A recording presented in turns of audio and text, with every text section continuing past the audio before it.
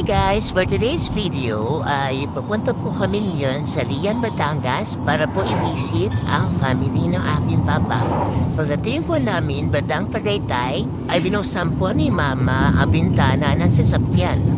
Ito po ang first time na na-experience ko na sobrang bukas po ang bintana at humahampas po sa aking mukha ang hangin. Noong una po ay nagulat ako kasi feeling ko ay naligas po ang aking mukha. Pero kalaunan ay sarap na sarap po ako sa hangin kasi napaka-fresh po ng hangin sa bandang Tagaytay. Fresh na, malamig pa. Feeling ko nga po ang gulo-gulo na ng aking mukha nang dahil sa hangin.